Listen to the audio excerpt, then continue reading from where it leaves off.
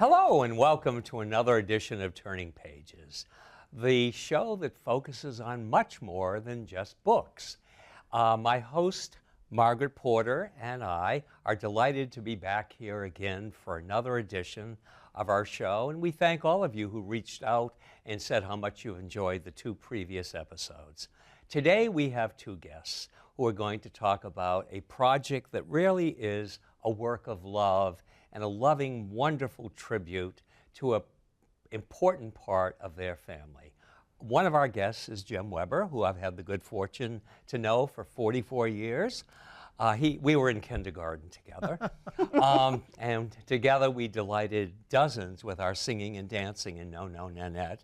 But Jim is much more than just an actor. He is a writer, he is a set designer, he is the current president of the Community Players of Concord, and he is a person of many, many talents. You could say a man for all seasons, for all reasons. And he is one of the authors of the two books that are actually coming out very shortly. And Jim, it's delightful to have you here to talk with Margaret and myself. Thank you for inviting me. And I'm delighted to welcome David Preece, the Honorable David Preece, who has just been reelected to the state legislature. So we know you're busy doing that kind of Very work. busy, in yes. addition to all your prior activities as a professional playwright and as an author, and many other activities that we will maybe talk about today. Acting as well, which I'm interested to know more about. And as Paul said, co-author of the exciting books that we are going to talk about today. So welcome to both of you. Well, thank you for having us. Yes, it's great. I will start with the first question. The books that we are talking about, the main character is a dog. The dog that you have called Mr. Higgins. And I'm curious to know when you decided to tell Mr. Higgins' story and which one of you first had the idea to do that. Well, it was my idea. Mr. Higgins was a significant part of our lives. He was our first boy dog, and he kind of took command. Only secondary to Thelma at the time, because Thelma was still the oldest dog, and she was the alpha dog of the group. But we adopted him, and through his time with us, we had a lot of great little stories about him that I will always remember, like this microphone just falling off. But that's how it started. It started about in 2017. And I thought, well, this would be a fun project to do. Did you have any trouble enticing Jim to assist in the project? It was co-written, so obviously there was collaboration. Right, but our, different, if you've collaborated in writing, which I'm guessing that you have, it's different with different collaborators. I did a lot of writing in Los Angeles in playwriting and spec scripts and things, but it always, when I look back on it, it seems like we just had lunch. So it was very... Those are the best kind of collaboration. Yeah. Very relaxing, and some of it at the Silver Spoon. I mean, Shelley Winters was at the next table, but it was very relaxed. But David is a very scheduled person, and he's very organized. This one thing, of the many things I love about David, is it keeps me going, because I'm not allowed to, not allowed, but I'm driven to just, the wind keeps me propelled forward. The wind David creates propels me forward. And so the energy that he put into this project made me excited about it as well. But I did some writing, but was more an advisor and a rewriter and editor. I love doing that. So I do too. That's a really important part of the process. Well, I will say I read both books today before the taping, and I was mesmerized. I cried a little, I smiled a lot. you created such a vivid story and such a portrait of a wonderful family unit, and I was cheering Mr. Higgins on and just wanting more and more and more, and I hope there will be more books in the series because it's beguiling. It truly is a must. Both books are a must. Well, there's actually there's 10 books in this series. And the third one... Jim is looking a little confused, like this is news no, he's to him. aware. The third one is coming out probably in the next 2 months. It's in production now. And it's called Mr. Higgins to the Rescue. Oh boy, I can't wait. That sounds great. So there are lots of animal memoirs that are nonfiction that are written for adults, and you chose to make this a book for children, which was there a point where you knew that from the beginning, or did you ever think about writing a, like a Marley and Me kind of book about Mr. Higgins that was not directed to kids, or was it just a kid's story from the word go? Well, I consider that all of us are children at heart. Agreed. And so I think there are lessons in all of Mr. Higgins' books that children can relate to of all ages. The subjects of wanting a home and feeling wanted. The second book is about taking a stand against bullies. And we all know what bullies are in our lives. And the third book is basically, hearing that you are a dog with special needs and seeing children with special needs and hearing, well, I've been a rescue dog. What does that mean? And then finding out that we are all people with special needs, and in one way or another, we need to be rescued.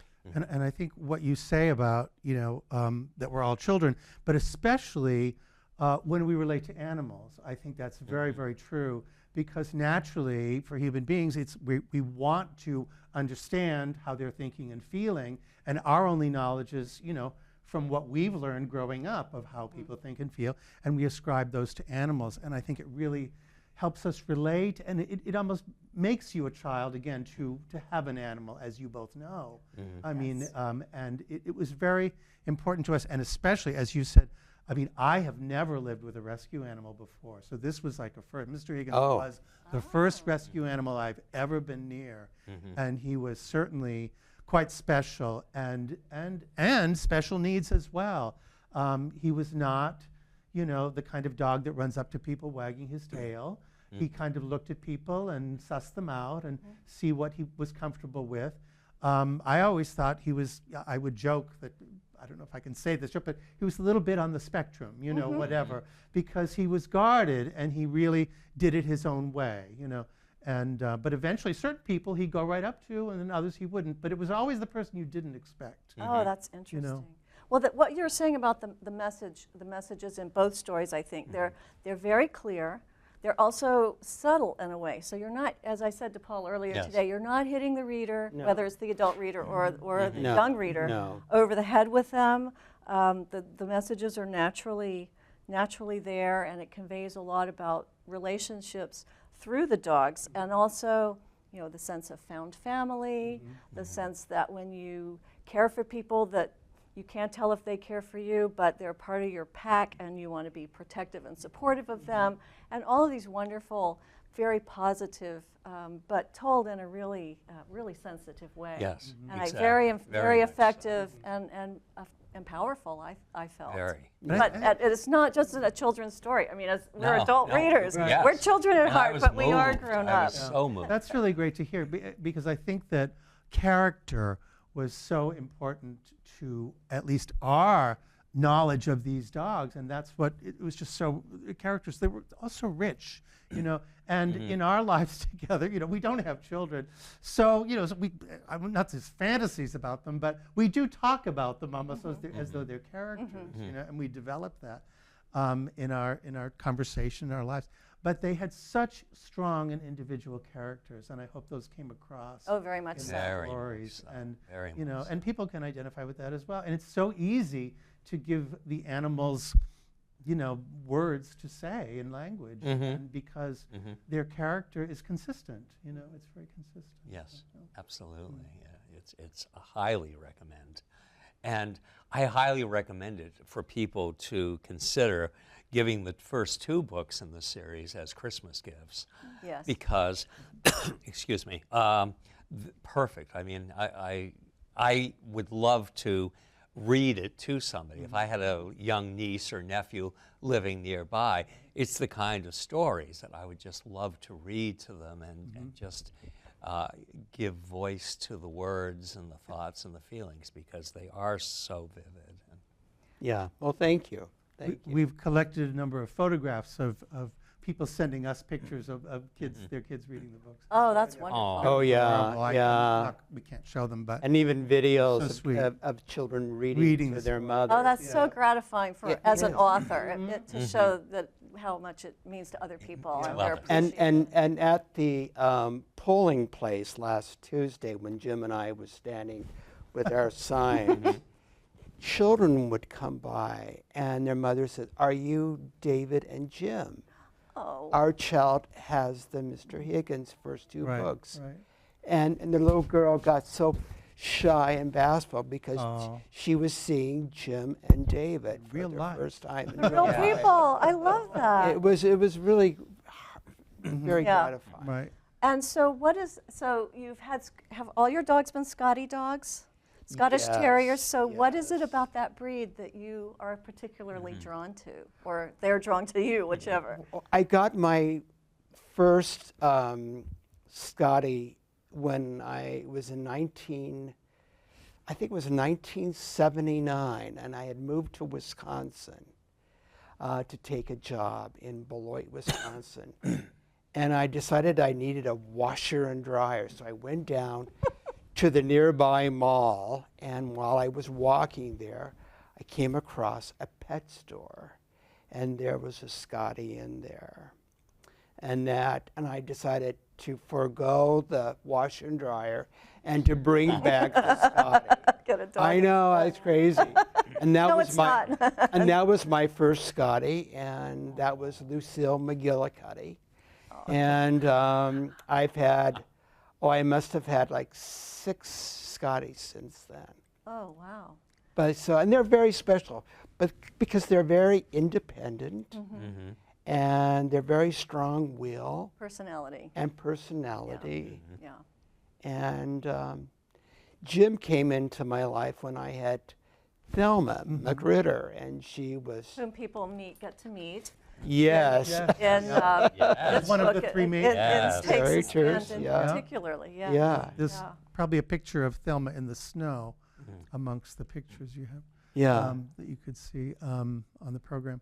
But yeah, Thelma was just a whirlwind, and she was just a loving dog, and so, I mean, Scotties are not real. There she is. Look on the screen. Isn't that wonderful? That's when we just moved to Manchester 20 years ago.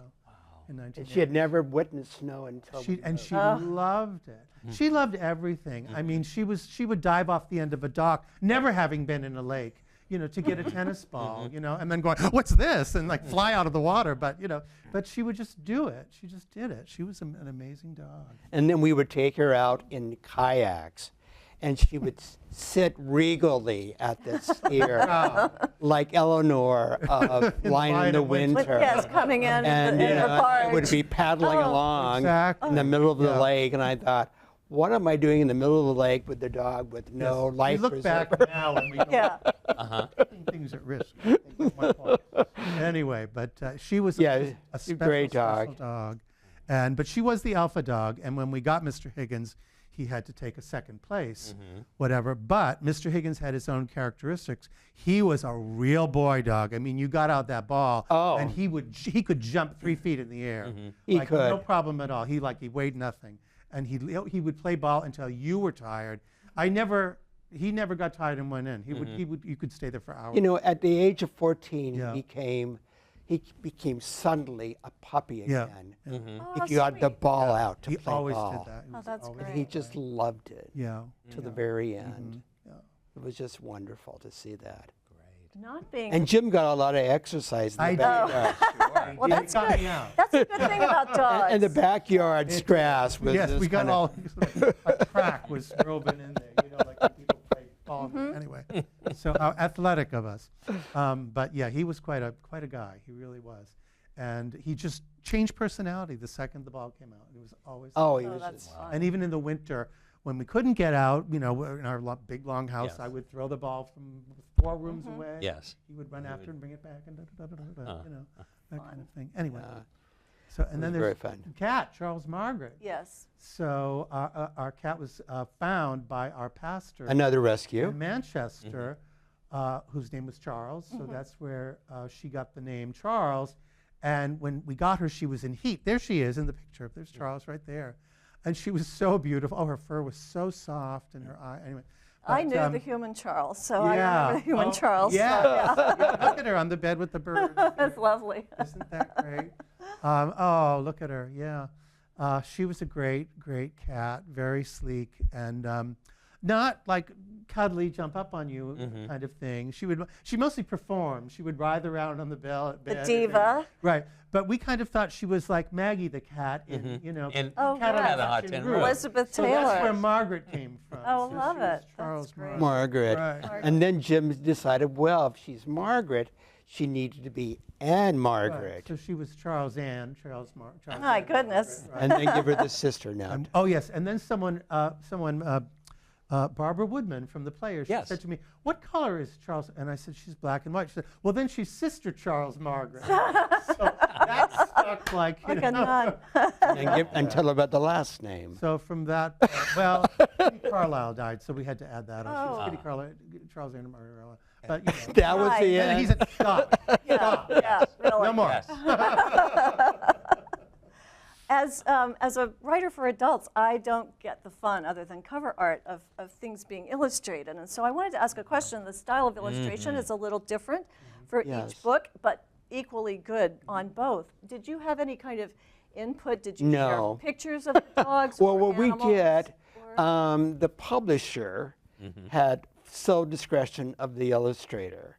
And on both of the books, I never met the illustrator. I had to go through the production coordinator.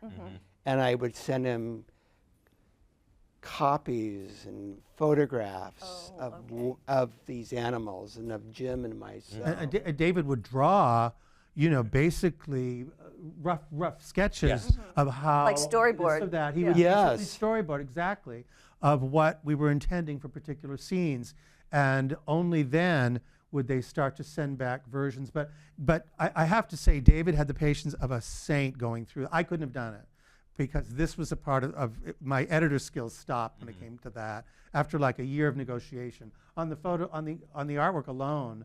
On book one, I couldn't do it anymore, So it was a long process. But David stuck with it, and finally he started getting pictures that were, from different sample illustrators that were. We thought, well, that could work, but it took a long time. Yeah. Do you have a favorite one or the other? That you would say, could we have that They're- illustrator again? Or I think they're both Well, great. they're both great, and Yeah. the third book has a different illustrator. Oh goodness! Right, Well, right. something I to know, look forward so to. I know. It's crazy, but that's what happens. Now, David, we have something in common. Not just being state legislator, Yes, which I was yes. for 2 terms, but it says in the bio in the front of the book that you studied acting at HB Studios in I New York. studied playwriting. Playwriting. Okay, that was my question. I wondered if you Yeah, had. playwriting. I was there as an acting. Yeah. Yeah, with Sandy Dennis and Wow. Yeah, she taught there for I many did. years. Well, I was in a one of And her. Uta Herb's- Hagen. was- Yes, I was in one of her. I would go in as a drop-in student with a friend of mine who was enrolled there and was doing plays in New York, and I would go up during college vacations and see a lot of plays and hang out with my friends up there. And so because he was at the HB Studios, I would be able to go to classes and with Herb and with Uta, and it was really wonderful. Yeah. So I'm sure the playwriting Was very, part was also very really, informative really under good. her, yes. Yeah. And I remember fondly going down to their studios with the original brick streets and sidewalks. It was really quite lovely. Although David is also a wonderful actor and amuses me endlessly. If I had to decide between writing Right. and planning, and I had to make my money as an urban planner, so, you know, you make choices along the way. You do.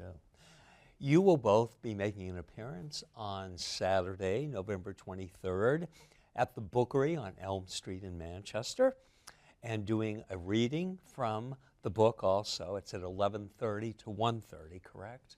11:30, 11:30, yes, sure. yes. Yeah, I think I'd probably like to read one book and then encourage people to, if you'd like get to the find other. out more. More. Oh, Yes.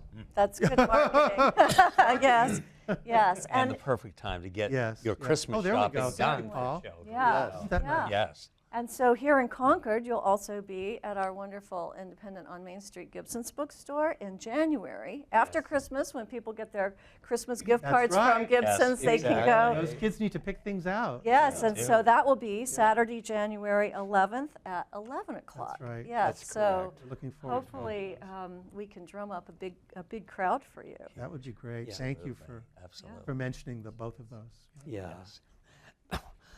So Jim, Excuse me. you are currently the president of the Community Players of Concord, Yes. but you have done set designs for numerous productions. Right. I've you done about continue to- almost 30 sets at the City Wow. Auditorium over the years, but I've also done them in other places as well. And I've directed plays at NHTI and at the Majestic Theater in Manchester and Nashua, a couple other places, yeah. So yeah, ever since we moved back here together it was exactly 20 years ago in 2004, well, we've been extremely active in the New Hampshire arts community. So, To the and great benefit enjoyed of them. audiences Thousands. and Yes. Very as well as happy the organizations. theater goers. Well, and we've learned so much and worked with amazing people, and it's been a great opportunity for both of us, really. So. Well, we know about the third Mr. Higgins book. What else do you have in the pipeline in terms of projects, writing projects or playwriting projects or? Well, thank you for asking. I have a screenplay that's been optioned Oh, by an LA company, and we have received, it's called More Than a Friend, and has received kind of a boost about maybe a month ago, that a major financer wants to do it in New York City. So we're trying to line up the A-list star to take on this production. that's exciting. And so that's exciting. Very exciting. How involved are you in all of this? Or are you one of those step back and let people figure it all out for you? Well, I have to just step back Yeah, because, that's kind of the way it goes. you know, and if they want changes, then that's what I'm here for. But until they have a green light to go on, I just have to stand back and keep the fingers crossed So will we. and hope for the best, Definitely, you know. definitely. Definitely. Getting back to the books, I know, so A Home for Mr. Higgins is his origin story and the adoption and his being a rescue dog and not finding at first the right homes and then miraculously finding your home as the home. Is Mr. Higgins Takes a Stand, is that also based on a real Yes. incident? Or, Yes. okay. All right. Well, Yes. yes, people will have to read All of to the find Higgins books are based Are on on true actual stories. things. Right. Yeah. It's- Yeah. Yeah, I look at them in a way as diaries to really go, because we live through these episodes, Exactly. and we discuss them at different times, and they become kind of, encapsulated in our memory, and to have them preserved, and to have other people share the value that we got out of them as time went by. We can kind of, go back, revisit it, and imbue it with some knowledge that we took from those situations. Well, obviously there are about 10 more to go. I So know. Yes. that's a lot of incidents. It is. It is. Well, we've had a lot of incidents with animals. So, yeah. Yes, that's wonderful. We had 10 wonderful years with Mr. Higgins. Yeah. So, Will you consider a rescue dog in future when well, we have Jean Louise. she now. is also a rescue dog? No, we rescued her from a puppy mill in Kentucky. Well, that counts. Yeah. Big time. Yes. And that was a story in itself, getting her. But And she's not even in, and she's an amazing dog. She is, and maybe they're all, yeah. Yeah, she's just an amazing dog, very, very special to us, and she's kind of like almost like a warm and cuddly, which is not a Scottie trait, but she kind of has that too. So it's nice. Yeah. Well, I've put in my books, not as a lead character, but I always insert my own dogs, Yeah. whether they're the ones I live with now or ones from the past, usually as a memorial to them. So one of my dogs always ends up, or more, end up in a book. And they've all been rescue dogs, except our first marital dog was a purebred Siberian Husky when we lived in Colorado. Yeah. So I think that Cappy should make a Yes, cameo in the park. Absolutely. In the park, because yeah. I know Find some clues. he Yes. walks there all the Yes, time. Yeah. loves and, it, and loves so it. I think that's I've put friends, dogs, Mm-hmm. and friends, cats in my stories. Yes, It's, yeah, I think it's it's kind of great. just a fun little breadcrumb to Yeah. do. Even if it's not the whole plot is based Exactly. on Right, an animal yeah. as you are doing. Sure. Yeah. Sure. Absolutely. Yeah. Would the two of you ever collaborate on a play? Ooh, good question. Well, I mean, as I say, we work very differently. Yes, You know, yes. so David doesn't have time for lunch. No, so, but it's like, but no, he does. But we would have to find a way to make that go. Maybe it would be like a Plaza Suite where Yes. we each do an act or Do an something act. Perfect. in a That would similar be setting. That would be interesting. fun. That Or would similar be. group of characters. Yes. That would be fun. And for those who don't know, Jim is the author of Judy's Scary Little Christmas, one of the funniest, darkest, most interesting. And memorable musicals. Truly, just I've seen it several times, and I really hope that one day I'll see it debut in Concord. Wouldn't that be nice? Wouldn't it be nice? Yeah. Oh, I think that's It's essential. a wonderful play. Truly is amazing, and so yeah. But Jim has a wonderful partner, writing partner, yes, David Church. Church. And when those two are together, they just connect, because they both went to Emerson together. Aha. And so they have a long history together, and they know each other, and they just work off each other so well. So I've been encouraging him to write a play with David Church again. And I hope that happens very soon. Well, if I get that grant to send me to Palm Springs, No. Aha. Yeah, that sounds maybe that will good. happen. Yeah, sometimes in about January or February, right? Yes, like in the 1st of January, he'll start Yeah. his campaign That's saying, right. you know, this is too cold here and Yeah. I need to Yeah, take off. So absolutely. So Jim, tell us, you are affiliated, you work here at Concord Concord TV, TV, correct. and if people don't know, tell us what your responsibilities here Oh, are. well, I just work part-time, and I'm a marketing and administrative assistant. We do a little bit of fundraising. I generally do keep up with the nonprofits that are putting things on the channels, things like that, and our newsletter that goes out every week, and just, basic things like that. And boy, I've almost been here 10 years, and it's a great place to work. I mean, Josh and everybody that works here, and Yes. and Matt and Mike, and it's a great team, and we're all so comfortable together that it's just been so pleasant, and it's like I can't retire, so No, you can't. so I'm just here. Anyway, but thank you for asking. Yes, well, it's a very important part of the community and your role here. And I know in the events that that we've done where Concord TV has provided production participation, and you have put together trailers for us and all of that. So I think it's important to highlight that aspect of your work life. You know, we enjoy doing it, and we just enjoy working with people in the community, and especially people that have things that they want to get out, that they want to share, and that they want to get out. And it's just such a terrific medium, and we're community media centers. Right. Yeah. Well, we're two of the people who are getting to share things. Yes. Paul with his show, and now the spin-off, I guess. Yes, exactly. Well, we are just about out of time, but I think we should remind our viewers again that both A Home for Mr. Higgins and Mr. Higgins Takes a Stand make phenomenal Christmas gifts, and that the authors will be appearing at the Bookery in Manchester on Saturday, November the 23rd, from 11:30 to about 1:30. They'll sign copies. There'll be a reading of one of the books, and just a chance to meet them, because I think it'll enhance your experience of reading the book afterwards. And Gibson's Bookstore here on Main Street in Concord on the 11th of January at 11 o'clock, Saturday.